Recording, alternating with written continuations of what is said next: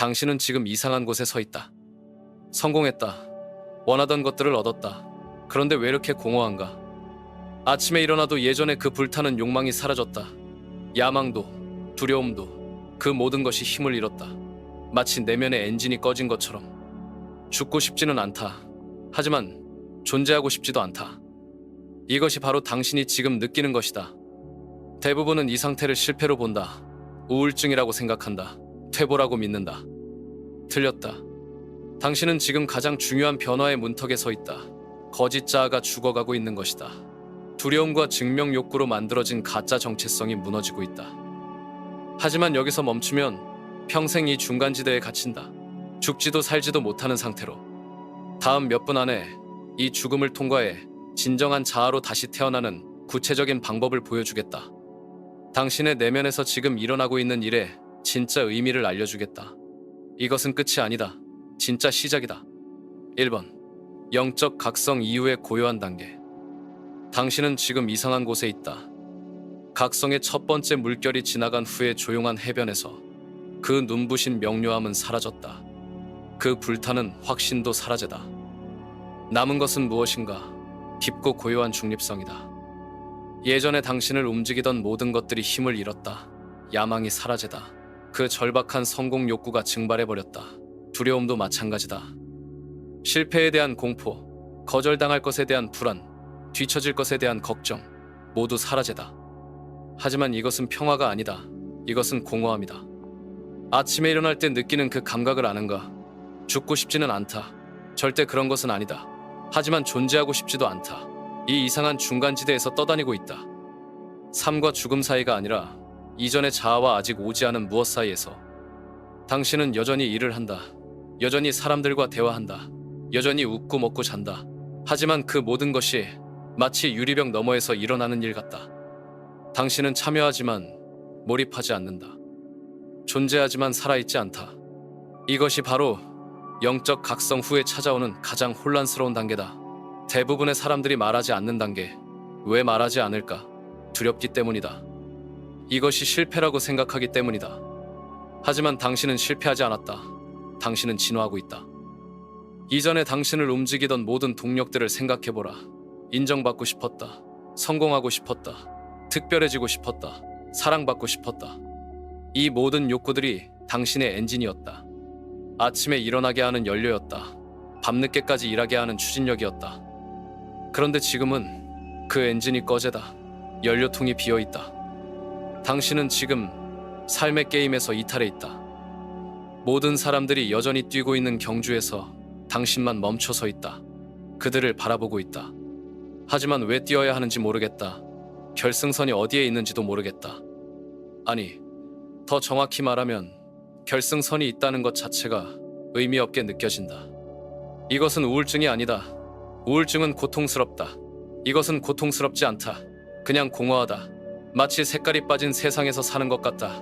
모든 것이 회색이다. 사람들은 당신에게 묻는다. 괜찮니? 당신은 대답한다. 괜찮다. 그리고 실제로 괜찮다. 아프지 않다. 슬프지도 않다. 그냥 아무것도 느끼지 못할 뿐이다. 이 상태에서 가장 이상한 것은 시간의 흐름이다. 이전에는 시간이 빨랐다. 항상 무언가를 향해 달려가고 있었으니까. 하지만 지금은 시간이 정지한 것 같다. 하루가 일주일처럼 느껴진다. 하지만 동시에 한 달이 하루처럼 지나간다. 당신은 기다리고 있다. 무엇을 기다리는지도 모르면서 혹시 예전의 열정이 돌아올까? 혹시 새로운 목적이 나타날까? 혹시 이 모든 것이 그냥 나쁜 꿈일까? 하지만 아무것도 돌아오지 않는다. 그리고 그것이 맞다. 왜냐하면 돌아올 필요가 없기 때문이다. 당신은 지금 완전히 새로운 존재로 태어나기 위한 준비를 하고 있다. 이 고요한 단계는 죽음이 아니다. 잉태다. 2번. 자아의 죽음과 의미의 붕괴. 지금 당신 안에서 일어나고 있는 일을 정확히 이해해야 한다. 자아가 죽고 있다. 그 소음 많고 요구사항 많던 자아가 서서히 침묵으로 빠져들고 있다. 이것은 문학적 비유가 아니다. 실제로 일어나고 있는 신경학적 사건이다. 당신의 신경계는 혼란스럽다. 수십 년 동안 학습된 패턴들이 갑자기 작동을 멈췄다. 스트레스가 오면 투쟁하거나 도망가라고 명령하던 시스템이 조용해졌다. 성취하면 보상을 느끼라고 지시하던 회로가 무반응 상태다. 마치 평생 같은 길로 출근하던 사람이 어느 날 아침 그 길이 사라진 것을 발견한 것과 같다. 어디로 가야 할지 모른다. 아니, 가야 할 곳이 있는지조차 확실하지 않다. 이것이 바로 자아들 사이의 조용한 대기실이다. 이전 자아는 이미 죽었지만 새로운 자아는 아직 태어나지 않았다.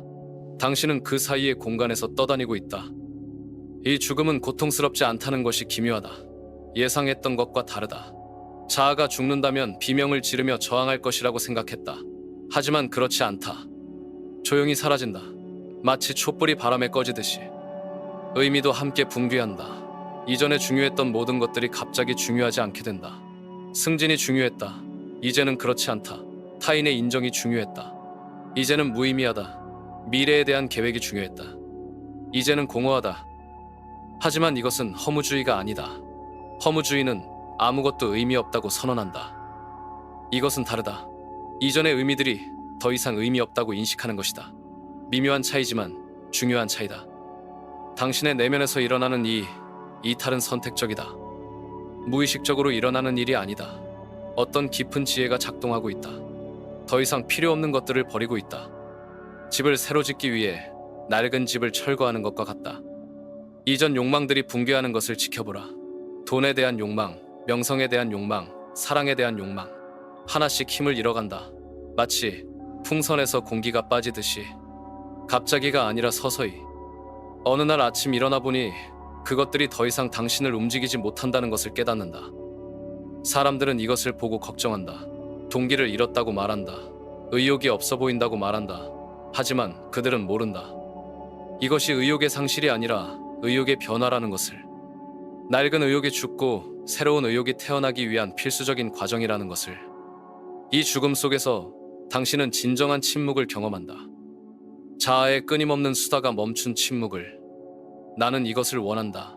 나는 저것을 해야 한다. 나는 이런 사람이다라는 목소리들이 사라진 고요함을. 처음에는 이 침묵이 무섭다. 너무 조용하다.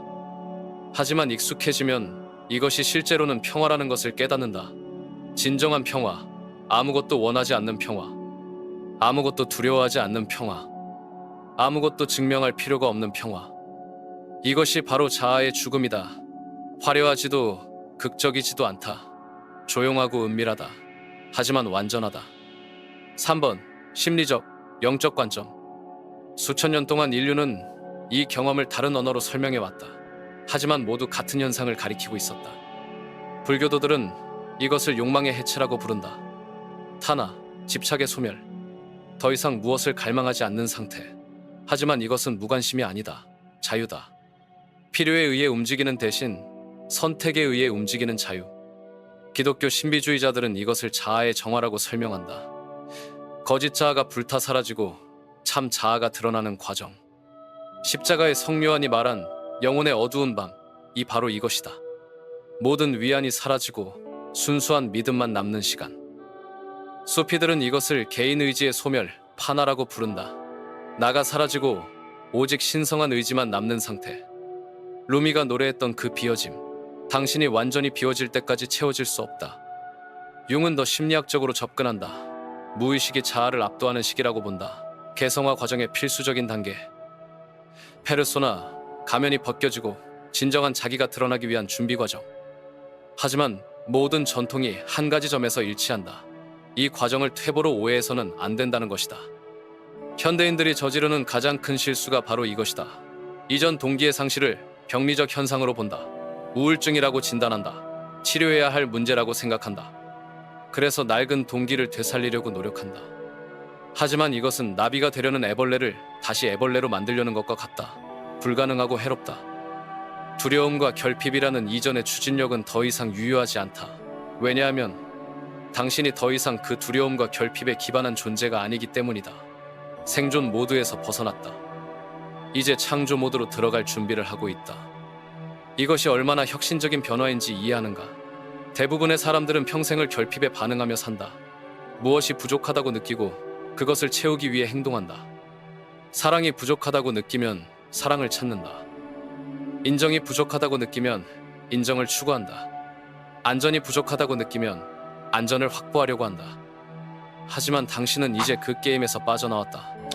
결핍에 반응하는 대신 풍요에서 행동할 준비를 하고 있다. 필요에 의해 움직이는 대신 선택에 의해 움직일 준비를 하고 있다. 각 전통이 이 과정을 다르게 설명하지만 모두가 강조하는 핵심은 동일하다.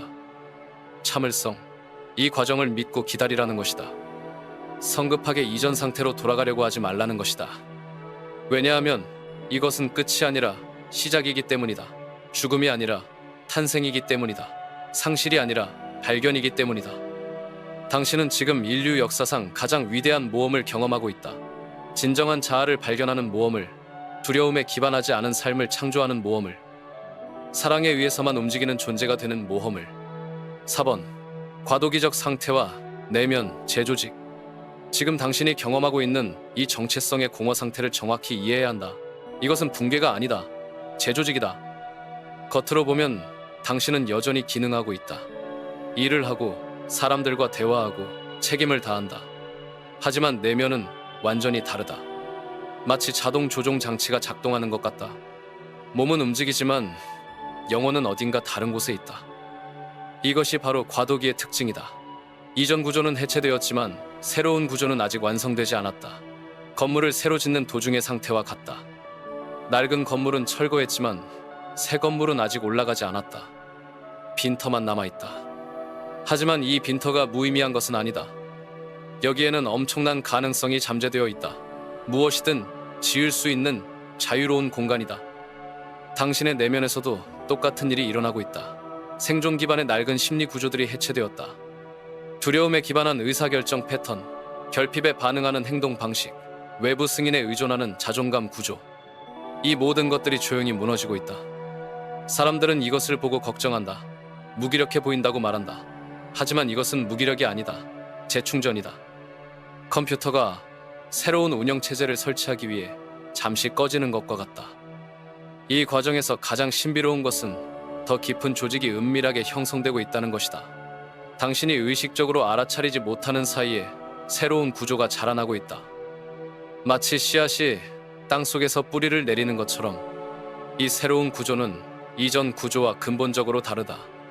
생존에 기반하지 않는다. 사랑에 기반한다. 두려움에 반응하지 않는다. 기쁨에 반응한다. 결핍을 채우려고 하지 않는다. 풍요를 표현하려고 한다. 하지만 이 과정은 시간이 걸린다. 급하게 할 수 없다. 마치 임신과 같다. 아기가 태어날 준비가 될 때까지 기다려야 한다. 일찍 태어나면 미숙가가 된다. 이 기다림 속에서 당신은 새로운 종류의 평화를 경험한다. 성취에 기반한 평화가 아니다. 존재에 기반한 평화다. 무엇을 소유하고 있어서가 아니라 그냥 존재하기 때문에 느끼는 평화. 처음에는 이 평화가 낯설다. 너무 조용하다. 하지만 익숙해지면 이것이 실제로는 당신이 평생 찾던 것이었다는 것을 깨닫는다. 조건 없는 평화. 성과와 상관없는 평화. 외부 상황에 좌우되지 않는 평화. 이 과도기적 상태에서 당신은 또한 새로운 종류의 힘을 발견한다. 억지로 만들어내는 힘이 아니다. 자연스럽게 흘러나오는 힘이다. 마치 강물이 바다로 흘러가는 것처럼 자연스럽고 거부할 수 없는 힘. 이 힘은 이전의 의지력과 다르다. 의지력은 저항에 맞서 싸운다. 하지만 이 새로운 힘은 저항을 변화시킨다. 싸우지 않고 변화시킨다. 마치 물이 바위를 깎아내는 것처럼 당신은 지금 이 새로운 존재 방식을 배우고 있다. 강요하지 않고 영향을 미치는 법을, 통제하지 않고 이끄는 법을, 소유하지 않고 사랑하는 법을. 이것이 바로 진정한 성숙이다. 더 이상 세상과 싸우지 않는다. 세상과 협력한다. 5번. 신체와 신경계에 미치는 영향. 당신의 몸이 지금 무엇을 경험하고 있는지 이해해야 한다. 이것은 정신적인 변화만이 아니다. 매우 구체적인 신체적 변화다. 수십 년 동안 당신의 신경계는 특정한 패턴으로 작동해왔다. 위험을 감지하면 스트레스 호르몬을 분비한다. 목표를 달성하면 도파민을 방출한다. 거절당할 위험이 있으면 불안감을 느낀다. 인정받으면 행복감을 느낀다. 이 모든 시스템이 갑자기 조용해졌다. 마치 평생 울려대던 알람이 갑자기 꺼진 것과 같다. 처음에는 이 침묵이 이상하다. 몸이 혼란스러워한다. 왜 아무 신호가 없는가? 왜 아무것도 긴급하지 않은가? 왜 아무것도 중요하지 않은가? 이것이 바로 신체가 심리 변화를 이끄는 순간이다. 마음이 몸을 바꾸는 것이 아니라 몸이 마음을 바꾸는 것이다. 긴박함이 사라진 상황에서 당신의 신체 시스템은 혼란을 느낀다. 무엇을 해야 할지 모른다. 더 이상 존재하지 않는 신호를 기다린다. 마치 주인이 떠난 후에도 계속 문 앞에서 기다리는 개처럼. 이것이 바로 그 공허함의 정체다. 신체적 공허함이다. 화학적 공허함이다. 호르몬적 공허함이다. 하지만 이것은 병이 아니다. 이것은 조절 충격이다. 새로운 평형 상태를 찾기 위한 일시적인 불균형이다. 임상적 우울증과 이것의 차이를 정확히 이해해야 한다. 우울증은 시스템이 고장난 것이다. 이것은 시스템이 업그레이드되고 있는 것이다. 우울증에서는 모든 것이 어둡게 보인다. 절망적으로 보인다. 하지만 지금 당신이 경험하는 것은 다르다. 어둡지 않다. 그냥 색깔이 없다. 절망적이지 않다. 그냥 의미가 없다. 이것은 영적으로는 강박적 자아 형성의 죽음이다. 끊임없이 무언가가 되려고 노력하던 충동의 소멸이다. 미래지향적 정체성 추구의 종료다. 당신의 신경계는 지금 새로운 것을 학습하고 있다. 위기가 없어도 존재하는 법을, 목표가 없어도 활동하는 법을, 보상이 없어도 참여하는 법을. 이것은 쉽지 않다. 왜냐하면 이것은 인간 진화의 최전선이기 때문이다. 대부분의 사람들이 아직 경험하지 못한 영역이기 때문이다. 당신의 몸은 지금 새로운 종류의 에너지를 학습하고 있다. 아드레날린에 기반하지 않은 에너지를, 두려움에 의해 추진되지 않는 활력을, 결핍감에서 비롯되지 않는 동기를. 이 새로운 에너지는 더 미묘하다. 더 지속 가능하다. 더 진정성이 있다. 하지만 익숙해지는데 시간이 걸린다. 마치 평생 인공 감미료만 먹던 사람이 천연꿀을 처음 맛보는 것과 같다. 처음에는 맛이 약하게 느껴진다. 하지만 시간이 지나면 그 깊이와 복잡함을 인식하게 된다. 당신의 신체는 지금 이 새로운 연료에 적응하고 있다. 사랑이라는 연료에, 기쁨이라는 연료에, 진실성이라는 연료에. 인내심을 가져라. 당신의 몸이 이 새로운 운영체제를 완전히 설치할 때까지. 6번. 신경계의 탈조건화. 지금 당신 안에서 일어나고 있는 가장 근본적인 변화를 이해해야 한다. 신경계의 완전한 탈조건화다. 평생 당신의 신경계는 특정한 조건화 패턴에 따라 작동해왔다. 성과를 내면 보상을 받는다. 실패하면 고통을 받는다. 빠르게 반응하면 생존한다. 경쟁에서 이기면 번영한다. 이 모든 패턴들이 지금 해체되고 있다. 생존 동기가 사라지고 있다. 더 이상 무언가로부터 도망칠 필요가 없다. 더 이상 무언가와 싸울 필요가 없다. 더 이상 무언가를 증명할 필요가 없다. 이것은 당신의 신경계에게는 완전히 새로운 경험이다. 평생 처음으로 긴장 없이 존재하는 법을 배우고 있다. 성과 중심 반응에서 조용한 관찰로 전환되고 있다. 이전에는 모든 것에 반응했다. 모든 자극에 즉각적으로 응답했다. 하지만 지금은 그냥 지켜본다. 반응하지 않고 관찰한다. 이것이 얼마나 혁신적인 변화인지 이해하는가? 대부분의 사람들은 평생을 반응하며 산다. 외부 자극에 자동적으로 반응한다. 마치 핀볼 머신의 공처럼 이리저리 튕겨다닌다. 하지만 당신은 이제 그 게임에서 빠져나왔다. 더 이상 자극에 자동으로 반응하지 않는다. 선택적으로 반응한다. 결핍에 의해 형성된 정체성이 해체되기 시작했다. 나는 부족하다. 그러므로 더 많이 가져야 한다. 나는 약하다. 그러므로 더 강해져야 한다. 나는 사랑받지 못한다. 그러므로 사랑받을 만한 일을 해야 한다. 이 모든 정체성들이 하나씩 무너져 내린다. 마치 오래된 건물이 철거되는 것처럼. 그 자리에 무엇이 남는가? 움직임 속에 침묵이 드러난다. 행동하지만 강박적이지 않은 상태. 참여하지만 집착하지 않는 상태. 사랑하지만 소유하지 않는 상태. 내면 위계도 해체된다. 이전에는 내면에 엄격한 위계가 있었다. 이것은 중요하다. 저것은 중요하지 않다. 이것은 우선순위다. 저것은 나중에 할 일이다. 이것은 나다. 저것은 나가 아니다. 하지만 지금은 모든 것이 평등하다. 모든 것이 같은 중요도를 가진다. 아니, 더 정확히 말하면 모든 것이 같은 비중요성을 가진다. 인격은 여전히 존재한다. 당신의 고유한 성격, 선호, 특성들은 그대로 있다. 하지만 내면의 추진력이 사라졌다. 그 끊임없는 해야 한다, 되어야 한다, 가져야 한다는 목소리들이 조용해졌다. 의식이 떠있는 듯한 느낌이 든다. 마치 중력이 약해진 행성에서 사는 것 같다. 모든 것이 가볍다. 모든 것이 effortless하다. 하지만 이것은 무관심이 아니다. 오히려 더 깊은 관심이다. 강박에 기반하지 않은 관심, 두려움에 기반하지 않은 사랑. 당신의 내면 구조는 지금 더 깊은 재조직을 기다리며 해체되고 있다. 이것은 파괴가 아니다. 재구성이다. 더 진화된 형태로의 재탄생을 위한 필수적인 해체.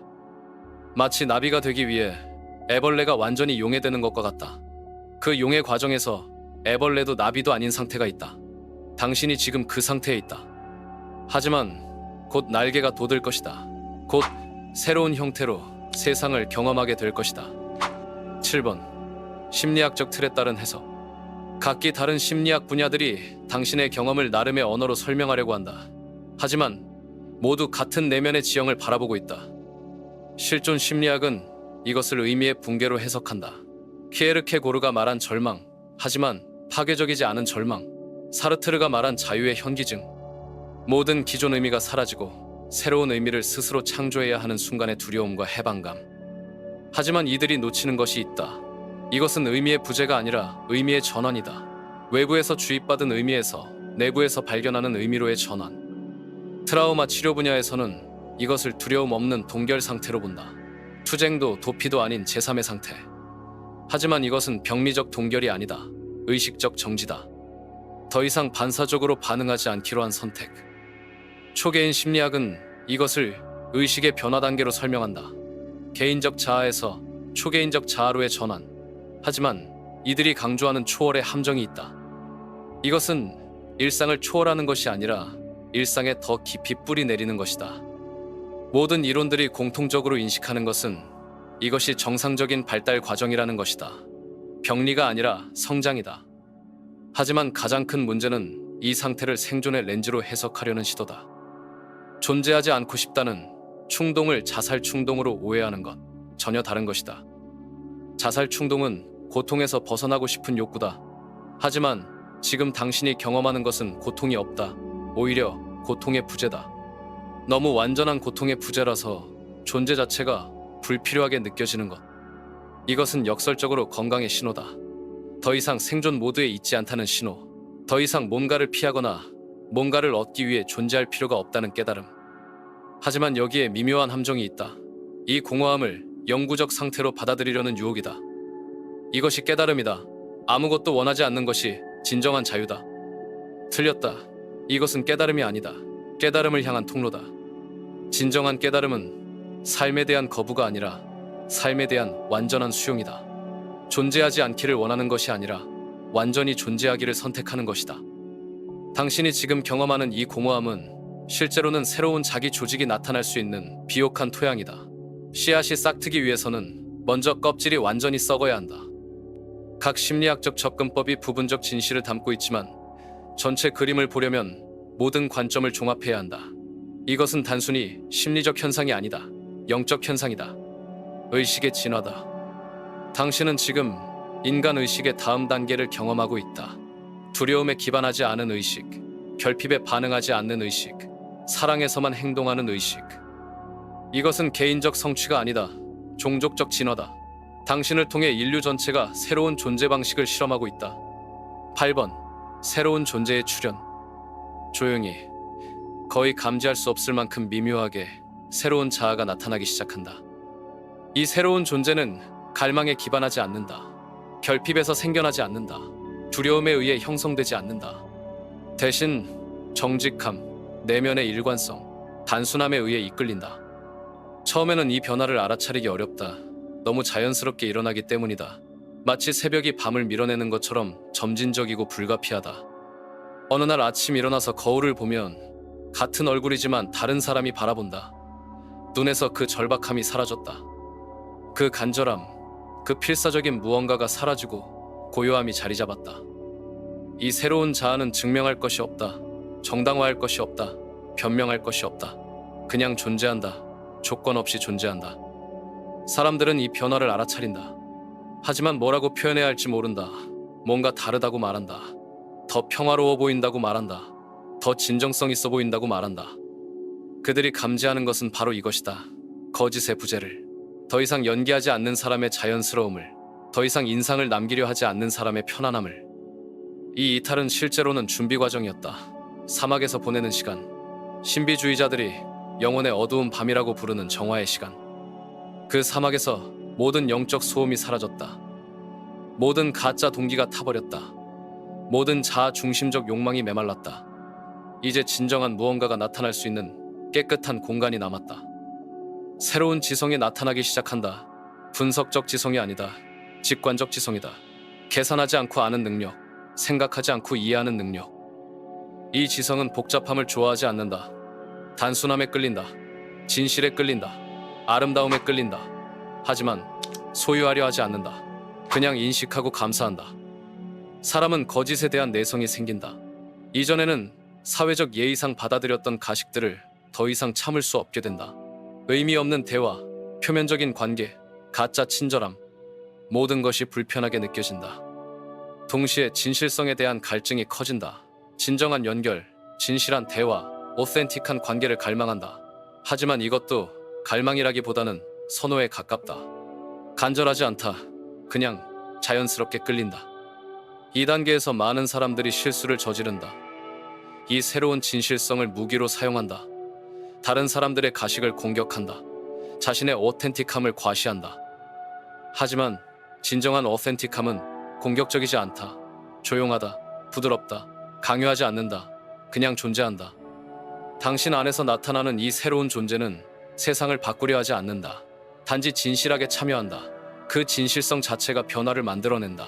노력 없이 영향을 미친다. 이것이 바로 진정한 카리스마다. 인위적으로 만들어내는 매력이 아니라 자연스럽게 흘러나오는 진정성의 힘. 9번. 관계와 정체성에 미치는 영향. 관계에서 가장 먼저 변화가 나타난다. 이전에 당신을 다른 사람들과 연결시키던 모든 감정 전략들이 해체되기 시작한다. 상대방을 기쁘게 하려는 노력, 갈등을 피하려는 회피, 관심을 끌려는 시도, 동정을 얻려는 전술. 이 모든 것들이 자연스럽게 사라진다. 처음에는 이것이 고립감을 만든다. 어떻게 사람들과 연결해야 할지 모르겠다. 이전의 방법들이 더 이상 작동하지 않는다. 하지만 새로운 방법은 아직 학습하지 못했다. 마치 평생 수영하던 사람이 갑자기 물 밖에서 걸어야 하는 것과 같다. 모든 움직임이 어색하다. 모든 상호작용이 부자연스럽다. 하지만 시간이 지나면서 더 정직한 상호작용이 가능해진다는 것을 발견한다. 더 이상 연기할 필요가 없으니까. 더 이상 인상을 남길 필요가 없으니까. 그냥 있는 그대로 존재하면 된다. 이것이 어떤 사람들에게는 매력적이다. 진정성에 목말라 있던 사람들이 당신에게 끌린다. 하지만 어떤 사람들에게는 불편하다. 가식에 익숙한 사람들이 당신을 피한다. 관계의 필터링이 자동으로 일어난다. 표면적 관계들이 자연스럽게 사라진다. 깊은 관계들만 남는다. 양은 줄어들지만 질은 높아진다. 하지만 여기에도 미묘한 함정이 있다. 이 과정에서 어떤 사람들은 고립을 선택한다. 아무도 나를 이해하지 못한다고 결론 짓는다. 나는 다른 사람들과 다른 단계에 있다고 생각한다. 이것은 새로운 형태의 자아다. 영적 자아, 깨달은 자아. 하지만 여전히 자아다. 여전히 분리감을 만든다. 진정한 변화는 분리가 아니라 더 깊은 연결이다. 표면적 차이를 넘어서는 본질적 연결. 정체성 기준도 완전히 바뀐다. 이전에는 나는 무엇을 하는 사람이다. 나는 무엇을 가진 사람이다. 나는 무엇을 성취한 사람이다로 자신을 정의했다. 하지만 이제는 그 모든 기준들이 무의미하게 느껴진다. 그럼 나는 누구인가? 이 질문이 더 이상 불안을 만들지 않는다. 오히려 자유를 만든다. 존재하지 않기를 바라는 욕망의 진정한 의미가 여기에 있다. 더 이상 과거의 자아 개념과 동일시하지 않는다는 것. 그 모든 라벨, 역할, 정체성에서 자유로워졌다는 것. 하지만 이것은 무정체성이 아니다. 진정한 정체성의 발견이다. 역할과 라벨 너머에 있는 본질적 자아의 발견. 이 새로운 정체성은 고정되어 있지 않다. 유동적이다. 상황에 따라 적절한 모습으로 나타난다. 하지만 본질은 변하지 않는다. 마치 물과 같다. 어떤 용기에 담기든 그 모양에 맞춰지지만 물의 본질은 변하지 않는다. 사람들은 이 변화를 감지한다. 뭔가 다르다고 말한다. 하지만 정확히 무엇이 다른지 설명하기 어렵다. 왜냐하면 이것은 무엇이 추가된 것이 아니라 무엇이 제거된 것이기 때문이다. 제거된 것은 가짜다. 남은 것은 진짜다. 그리고 진짜는 설명하기 어렵다. 그냥 느낄 수 있을 뿐이다. 이 단계에서 새로운 중심이 안정되기를 기다린다. 이전 자아의 죽음과 새로운 자아의 탄생 사이의 간극에서 이 기다림 자체가 의식의 확장이다. 10번. 재조직과 통합. 천천히, 거의 감지할 수 없을 만큼 조용히 새로운 조직이 나타나기 시작한다. 동기가 아닌 방향성이 삶을 이끌기 시작한다. 이것은 미묘한 차이지만 엄청난 차이다. 동기는 결핍에서 온다. 이것이 부족하니까 저것을 해야 한다. 하지만 방향성은 풍요에서 온다. 이것이 나의 본성이니까 이쪽으로 흐른다. 마치 강물이 바다를 향해 흐르는 것과 같다. 강물은 바다에 도달해야 한다는 목표가 없다. 그냥 흐른다. 그것이 물의 본성이니까. 당신도 마찬가지가 되어간다. 억지로 무언가를 향해 노력하지 않는다. 그냥 자연스럽게 흐른다. 그것이 당신의 새로운 본성이니까. 미묘한 명료함이 방향성을 제공한다. 이것은 두뇌의 계산이 아니다. 전신의 지혜다. 온몸으로 아는 암. 이쪽이 맞다는 전신의 확신. 삶의 움직임이 긴박함이 아닌 내면의 일치에 따라 정렬되기 시작한다. 더 이상 빨리 해야 한다. 늦으면 안 된다. 기회를 놓치면 안 된다는 압박이 없다. 대신 지금 이때다. 이것이 적절하다. 이쪽이 자연스럽다는 인식이 있다. 자아 대신 자기가 주도권을 잡는다. 융이 구분한 이고와 셀프의 차이다. 자아는 개인적이고 제한적이다. 자기는 개인을 초월하면서도 개인 안에 깃들어 있다. 이 전환에서 가장 놀라운 것은 노력 없는 노력이다. 일은 여전히 해야 한다. 책임도 여전히 져야 한다. 하지만 그 모든 것이 억지스럽지 않다. 자연스럽다. 마치 숨 쉬는 것처럼 자연스럽다. 체화된 참여가 시작된다. 더 이상 삶을 관찰자의 입장에서 바라보지 않는다. 완전히 참여한다. 하지만 집착하지 않는다. 마치 춤을 추는 것과 같다. 음악에 완전히 몰입하지만 음악을 소유하려 하지 않는다. 움직임에 완전히 참여하지만 움직임을 통제하려 하지 않는다. 존재하지 않기를 바라는 욕망이 사라진다. 그 자리에 무엇이 오는가? 존재의 가벼움이다. 삶이 더 이상 짐이 아니다. 선물이다. 하지만 이것은 흥분이 아니다. 흥분은 자아적이다. 이것은 기쁨이다. 기쁨은 존재적이다. 흥분은 내가 원하는 것을 얻었다에서 온다. 기쁨은 나는 존재한다에서 온다. 흥분은 조건적이다. 기쁨은 무조건적이다. 삶이 퍼포먼스가 아닌 참여로 경험된다. 더 이상 관객을 의식하지 않는다. 더 이상 평가받는다고 느끼지 않는다. 그냥 산다. 순수하게 산다. 정신이 퍼포먼스가 아닌 공명을 통해 영적 각성을 일상에 통합한다. 영성이 특별한 경험이 아니라 일상의 질감이 된다. 설거지할 때도 영적이다. 걸을 때도 영적이다. 웃을 때도 영적이다. 이것이 바로 진정한 통합이다. 이원성의 해소, 영적인 것과 세속적인 것, 거룩한 것과 평범한 것 사이의 구분이 사라진다. 모든 것이 거룩하다. 모든 순간이 신성하다. 하지만 특별하다고 여기지 않는다. 당연하다고 여긴다. 이것이 진정한 평범성이다. 11번. 내면 에너지의 전환. 완전히 새로운 종류의 에너지가 당신을 통해 흐르기 시작한다. 이전의 에너지는 결핍에서 왔다. 이것이 부족하다. 저것이 필요하다. 더 많이 가져야 한다.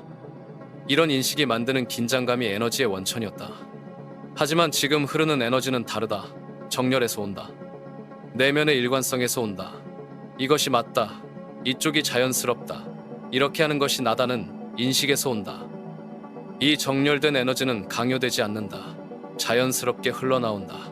마치 샘물이 솟아나는 것처럼 억지로 만들어낼 필요가 없다. 그냥 존재한다. 야망과도 다르다. 야망은 저기 도달해야 한다는 목표의식에서 온다. 하지만 지금의 에너지는 여기가 좋다. 이 과정이 좋다. 이 움직임 자체가 좋다는 현재 중심성에서 온다. 정직한 움직임과 강요되지 않은 명료함으로 느껴진다. 더 이상 해야 하니까 한다가 아니라 하고 싶으니까 한다. 하지만 이 하고 싶다는 충동적이지 않다. 깊은 선택이다. 사람들은 이 변화를 감지한다. 더 어텐틱해 보인다고 말한다. 더 자연스러워 보인다고 말한다. 그들이 느끼는 것은 바로 이 정렬된 에너지다. 관계적 의미가 새로운 방식으로 발생한다. 의미가 외적 성취에서 오지 않는다. 진정한 존재에서 온다. 있는 그대로 존재하는 것 자체에서 의미를 발견한다. 작고 공명하는 행동 속에 진실성으로 의미가 드러난다. 큰 성취나 거창한 목표가 필요 없다. 일상의 작은 순간들에서 깊은 만족을 느낀다. 커피를 마시는 것, 친구와 대화하는 것, 하늘을 바라보는 것. 이 모든 평범한 순간들이 깊은 의미로 충만하다. 하지만 감상적이지 않다. 그냥 진실하다. 이 에너지는 지속 가능하다. 소진되지 않는다.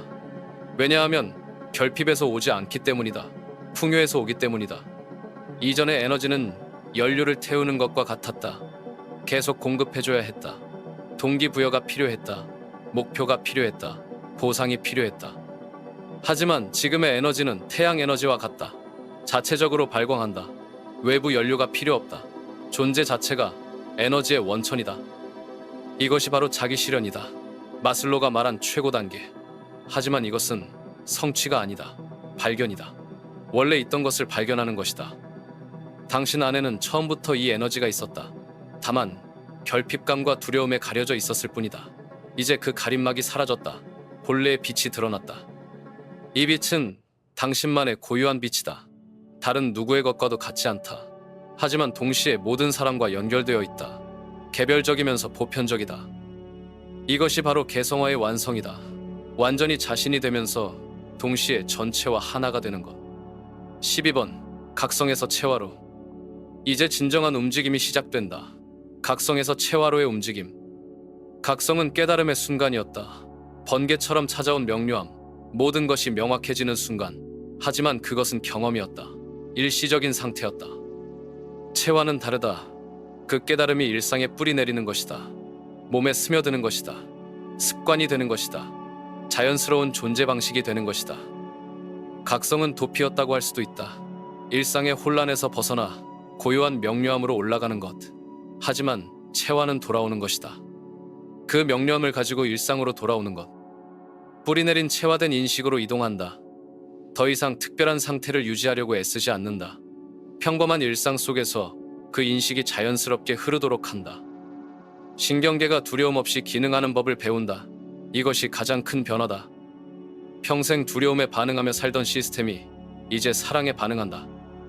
위험 신호가 와도 과도하게 반응하지 않는다. 기회가 와도 과도하게 흥분하지 않는다.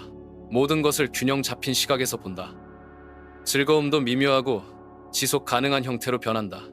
이전의 즐거움은 강렬했지만 짧았다. 롤러코스터 같았다. 올라갔다가 내려갔다가. 하지만 지금의 즐거움은 다르다. 잔잔하지만 깊다. 지속적이다. 마치 고요한 호수의 깊은 물과 같다. 하지만 여기서 미묘한 저항이 일어날 수 있다.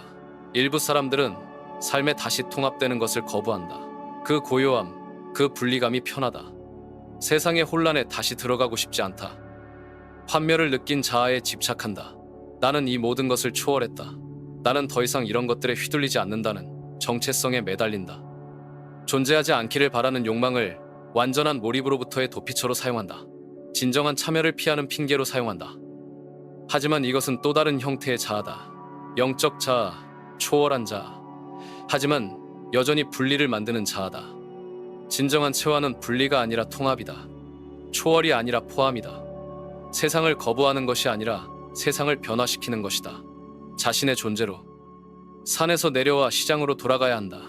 선 전통에서 말하는 15도의 마지막 그림처럼 깨달음을 얻고 산에서 내려와 평범한 사람들과 함께 사는 것.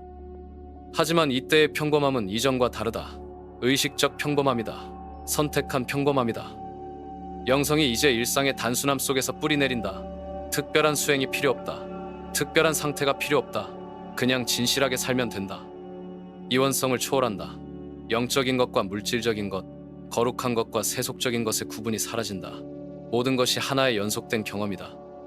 이것이 바로 진정한 자유다. 어떤 상태에도 매이지 않는 자유. 어떤 정체성에도 제한되지 않는 자유. 13번 새로운 몰입. 그리고 마침내 새로운 형태의 몰입이 시작된다. 이전의 몰입은 강박적이었다. 결과에 대한 집착에서 왔다. 성공해야 한다. 완벽해야 한다. 인정받아야 한다는 압박감이 만드는 몰입이었다. 하지만 지금의 몰입은 다르다. 결핍이나 외부의 인정이 아닌 내면의 공명에 의해 이끌린다. 하는 일 자체에서 오는 기쁨, 과정 자체에서 느끼는 만족이 동력이다. 행동이 협상의 대상이 아니다. 이렇게 하면 저런 결과를 얻을 수 있다는 계산이 없다. 이것이 나다. 이렇게 하는 것이 자연스럽다는 진실성에서 행동한다. 더 이상 자신의 표현을 협상하지 않는다. 다른 사람이 어떻게 생각할지, 어떤 반응을 보일지 미리 계산해서 행동을 조절하지 않는다. 그냥 진실한 모습을 표현한다. 이것이 얼마나 해방적인지 이해하는가? 평생 다른 사람의 반응을 예측하고 그에 맞춰 자신을 조절하며 살아왔다. 하지만 이제는 그럴 필요가 없다. 그림자 통합된 힘으로 열정, 분노, 욕망이 돌아온다. 하지만 이전과는 다르다. 강박이 아닌 의식적인 힘으로 돌아온다. 이전의 분노는 상처에서 왔다. 하지만 지금의 분노는 사랑에서 온다. 정의에 대한 사랑, 진실에 대한 사랑에서 오는 건전한 분노. 이전의 욕망은 결핍에서 왔다. 하지만 지금의 욕망은 풍요에서 온다. 더 많이 사랑하고 싶은 욕망, 더 많이 창조하고 싶은 욕망, 더 많이 나누고 싶은 욕망. 이전의 열정은 증명하려는 욕구에서 왔다. 하지만 지금의 열정은 표현하려는 욕구에서 온다. 내면의 풍요로움을 세상과 나누려는 자연스러운 충동. 이 모든 감정들이 지배 없이 삶의 에너지를 제공한다. 감정에 휘둘리지 않으면서도 감정의 힘을 온전히 활용한다. 마치 숙련된 기수가 말을 타는 것과 같다. 말의 힘을 억압하지 않는다. 하지만 방향을 제시한다. 말과 협력한다. 이 단계에서 진정한 카리스마가 나타난다. 인위적으로 만들어낸 매력이 아니라 자연스럽게 흘러나오는 진정성의 힘. 사람들이 당신에게 끌린다. 하지만 당신은 그들을 끌어당기려 노력하지 않는다. 그냥 진실하게 존재할 뿐이다. 그 진실성이 자연스럽게 다른 사람들의 진실성을 깨운다. 이것이 바로 진정한 리더십이다. 명령하지 않고 영감을 준다. 강요하지 않고 초대한다. 통제하지 않고 신뢰를 만든다. 새로운 몰입은 effortless하다. 노력이 필요 없다는 뜻이 아니라 억지스럽지 않다는 뜻이다. 마치 강물이 바다로 흘러가는 것처럼 자연스럽다. 이 자연스러움 속에서 최고의 성과가 나온다. 억지로 만들어내는 것이 아니라 자연스럽게 흘러나오는 성과. 지속 가능하고 의미 있는 성과. 14번. 일상 속의 깊은 내면 변화. 외적으로는 별로 달라진 것이 없어 보인다. 여전히 같은 일을 한다. 여전히 같은 사람들과 지낸다. 여전히 같은 일상을 반복한다. 하지만 내면의 자세가 완전히 바뀌었다. 이것이 가장 깊은 변화다. 겉으로 드러나지 않지만 모든 것을 바꾸는 변화. 친밀함과 외부 의존의 감소로 변화된 자세를 경험한다. 이전에는 다른 사람들과의 관계에서 무언가를 얻으려고 했다. 인정, 사랑, 안정감, 확신. 하지만 이제는 그런 의존성이 줄어들었다. 이것은 무관심이 아니다. 오히려 더 깊은 관심이다. 하지만 집착 없는 관심이다. 사랑하지만 소유하지 않는 사랑이다. 관계가 더 자유로워진다. 서로에게 무언가를 요구하지 않으니까, 서로를 변화시키려 하지 않으니까, 그냥 있는 그대로 받아들인다. 이런 관계에서 진정한 친밀감이 가능해진다. 가면을 쓸 필요가 없는 친밀감, 연기할 필요가 없는 친밀감, 그냥 진실하게 존재하는 친밀감. 산에서 내려와 시장으로 돌아오는 신화적 이미지가 현실이 된다. 초월적 경험을 일상에 통합하는 것, 영적 깨달음을 평범한 삶 속에 녹여내는 것. 하지만 이것은 영성의 포기가 아니다. 영성의 성숙이다. 특별한 상태에 의존하지 않는 영성. 일상의 모든 순간에 깃들어 있는 영성. 설거지를 할 때도 영적이다. 대화를 나눌 때도 영적이다. 일을 할 때도 영적이다. 모든 것이 수행이고 모든 순간이 신성하다. 영성이 이제 일상의 단순함 속에서 뿌리내린다. 복잡한 수행법이 필요 없다. 특별한 의식이 필요 없다. 그냥 진실하게 살면 된다. 이원성을 초월한다. 세속과 신성, 물질과 영성, 평범함과 특별함의 구분이 사라진다. 모든 것이 하나의 연속된 스펙트럼이다. 이것이 바로 Non-Dual Awareness다. 이중성을 넘어선 의식, 분리를 넘어선 인식, 하나임을 아는 암. 하지만 이것은 개념이 아니다. 살아있는 경험이다. 매 순간 새롭게 발견되는 진실이다. 일상이 명상이 된다. 걸을 때, 먹을 때, 일할 때, 쉴 때, 모든 순간이 현재에 머무는 연습이다. 하지만 억지로 현재에 머물려 하지 않는다. 자연스럽게 현재에 있게 된다. 과거에 대한 후회나 미래에 대한 걱정이 줄어들어서 시간의 질감이 바뀐다. 더 이상 시간이 부족하다고 느끼지 않는다. 충분하다고 느낀다. 아니, 풍요롭다고 느낀다. 이것이 바로 영원한 현재다. 시간을 초월한 순간들. 시계로 잴 수 없는 깊이가 있는 시간. 모든 것이 평범해 보이지만 동시에 기적적이다. 일상적이지만 동시에 신비롭다. 익숙하지만 동시에 새롭다. 이것이 바로 진정한 각성의 상태다. 드라마틱하지 않지만 완전한 상태. 15번. 존재의 재발견. 무의식적으로 받아들여왔던 삶의 개념이 완전히 해체된다. 평생 당연하다고 여겨왔던 모든 전제들이 의문시된다. 성공해야 한다. 행복해야 한다. 특별해야 한다. 의미 있는 삶을 살아야 한다. 이 모든 해야 한다들이 사라진다. 그럼 무엇이 남는가? 순수한 존재가 남는다. 조건 없는 존재, 목적 없는 존재, 이유 없는 존재. 처음에는 이것이 무섭다. 모든 나침반을 잃은 것 같다. 어디로 가야 할지 모른다. 무엇을 해야 할지 모른다. 심지어 왜 존재해야 하는지도 모른다. 하지만 이 혼란 속에서 새로운 내면의 중력이 나타나기 시작한다. 외부에서 주입된 목적이 아닌 내부에서 솟아나는 방향성. 이 새로운 중력에 대한 신뢰가 필요하다. 이것은 믿음의 도약이다. 보이지 않는 것을 신뢰하는 용기, 증명되지 않은 것에 의지하는 담대함. 의도적인 재발견이 시작된다. 삶을 다시 정의하는 작업. 하지만 이번에는 외부의 기준이 아닌 내부의 진실을 기반으로. 나는 누구인가? 이 질문에 대한 새로운 답을 찾아간다. 역할과 성취가 아닌 존재와 본질을 바탕으로 한다. 무엇이 진정으로 중요한가? 이 질문에 대한 새로운 답을 발견한다. 외부의 평가가 아닌 내면의 진실을 바탕으로 한다. 어떻게 살 것인가? 이 질문에 대한 새로운 답을 창조한다. 사회적 기대가 아닌 개인적 진정성을 바탕으로 한다. 변화는 통찰만으로 이루어지지 않는다. 신체적 반복이 필요하다. 새로운 존재 방식을 몸에 새기는 연습이 필요하다. 증명 없는 존재를 연습한다. 나는 이런 사람이다를 보여주려 하지 않고 그냥 존재하는 연습. 융합 없는 연결을 연습한다. 다른 사람과 깊이 연결되지만 경계를 잃지 않는 연습. 사랑하지만 의존하지 않는 연습. 선호로서의 선택을 연습한다. 해야 한다가 아닌 하고 싶다로 선택하는 연습. 하지만 충동적이지 않은 하고 싶다. 이 모든 연습들이 점진적으로 새로운 정신을 형성한다. 새로운 신경 패턴을 만든다. 새로운 존재 방식을 자연스럽게 만든다. 시간이 지나면서 이 새로운 방식이 자동적이 된다. 더 이상 의식적으로 노력할 필요가 없다. 그냥 자연스럽게 그렇게 존재한다. 마치 새로운 언어를 배우는 것과 같다. 처음에는 의식적으로 단어를 찾고 문법을 생각해야 한다. 하지만 시간이 지나면 자동적으로 흘러나온다. 존재의 재발견은 개인적 작업이면서 동시에 보편적 작업이다. 당신을 통해 인류 전체가 새로운 존재 방식을 실험하고 있다. 당신은 선구자다.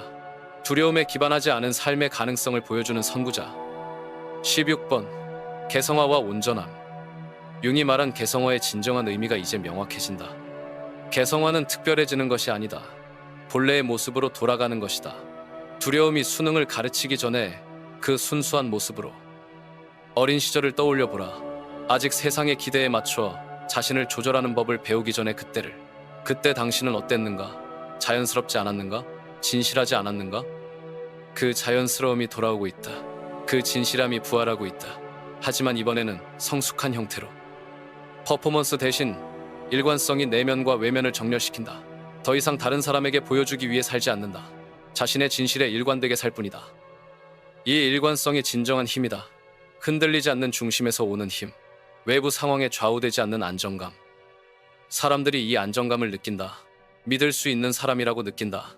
왜냐하면 당신이 더 이상 변덕스럽지 않기 때문이다. 더 이상 상황에 따라 다른 모습을 보이지 않기 때문이다. 욕망은 신호가 된다. 존재하지 않기를 바라는 욕망이 실제로는 무엇을 의미했는지 이제 이해한다. 그것은 이전 삶의 방식이 더 이상 유효하지 않다는 깊은 신호였다. 영혼의 외침이었다. 이렇게 살면 안 된다. 다른 방식이 있다. 더 진실한 방식이 있다. 이 신호를 받아들임으로써 삶이 더 진실한 중심을 향해 재구성된다. 외부의 기대나 사회적 압박이 아닌 내면의 진실을 중심으로. 소속을 위해 자기를 버릴 필요가 없어진다. 이것이 가장 큰 해방이다. 평생 다른 사람들에게 받아들여지기 위해 자신의 일부를 숨기고 억압하고 부인해왔다. 하지만 이제는 그럴 필요가 없다. 진정한 자아로 살면서도 사랑받을 수 있다는 것을 안다. 아니, 진정한 자아로 살아야만 진정한 사랑을 받을 수 있다는 것을 안다. 가짜로 받은 사랑은 진짜 사랑이 아니다. 진짜로 받은 사랑만이 진짜 사랑이다. 개성화의 완성에서 역설이 드러난다. 완전히 개별적이 될 때 완전히 보편적이 된다. 완전히 자신이 될 때 완전히 모든 사람과 연결된다. 왜냐하면 모든 사람의 가장 깊은 곳에는 같은 진실이 있기 때문이다. 같은 본질이 있기 때문이다. 같은 사랑이 있기 때문이다. 당신이 자신의 진실에 도달했을 때 다른 사람들도 자신의 진실에 도달하도록 돕는다. 말로 하는 것이 아니라 존재로 하는 것이다. 온전함이라는 것은 완벽함이 아니다. 통합됨이다. 자신의 모든 면을 받아들이고 통합하는 것이다. 빛도 그림자도, 강함도 약함도, 아름다움도 추함도. 모든 것이 자신이다. 모든 것이 소중하다. 모든 것이 필요하다. 이 수용 속에서 진정한 평화가 온다. 더 이상 자신과 싸우지 않아도 되는 평화. 더 이상 자신을 바꾸려 하지 않아도 되는 평화. 당신은 이미 완전하다. 처음부터 완전했다. 다만 그것을 잊고 있었을 뿐이다. 이제 기억했다. 그리고 그 기억 속에서 새로운 삶이 시작된다. 바로 지금, 이 순간, 당신은 선택 앞에 서 있다. 당신이 경험해온 이 모든 죽음과 공허함, 그 깊은 중립성과 존재하지 않고 싶은 욕망, 이것이 무엇을 의미하는지 이제 안다. 이것은 끝이 아니었다. 시작이었다. 하지만 아는 것과 사는 것은 다르다.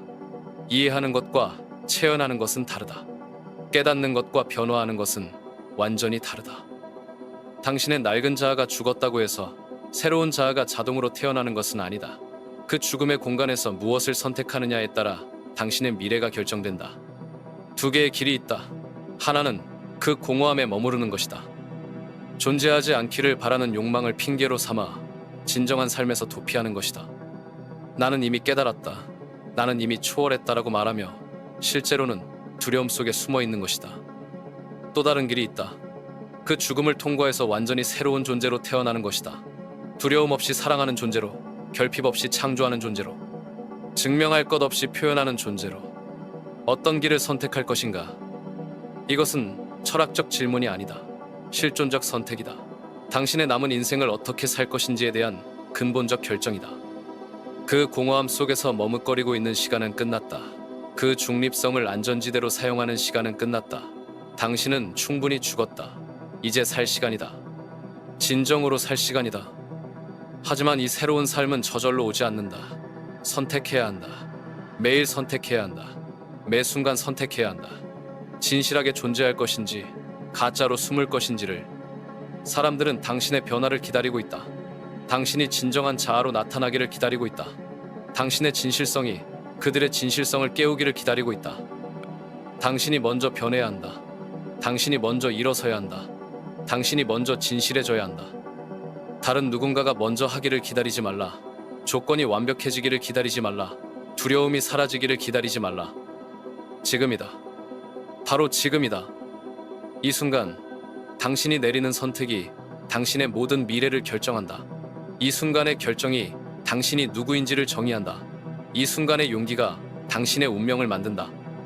존재하지 않고 싶었던 그 욕망을 기억하라. 그것이 실제로는 무엇이었는지 이제 안다. 그것은 더 이상 가짜로 살고 싶지 않다는 영혼의 외침이었다. 더 이상 두려움에 의해 움직이고 싶지 않다는 깊은 거부였다. 그 거부를 받아들여라. 그 거부를 힘으로 바꿔라. 그 거부를 새로운 시작의 연료로 사용하라. 당신의 진정한 여정이 지금 시작된다. 각성 이후의 여정이, 깨달음 이후의 삶이, 죽음 이후의 부활이. 하지만 이것은 혼자서 할 수 있는 일이 아니다. 동료가 필요하다. 같은 길을 걷는 사람들이 필요하다. 같은 변화를 추구하는 영혼들이 필요하다. 내일이 아니다. 나중이 아니다. 지금이다. 지금 이 순간 당신이 누구인지 선택하라. 지금 이 순간 어떻게 살 것인지 결정하라. 지금 이 순간 진정한 당신으로 일어서라. 이 변화를 계속 이어가고 싶다면 망설이지 말고 지금 구독하라.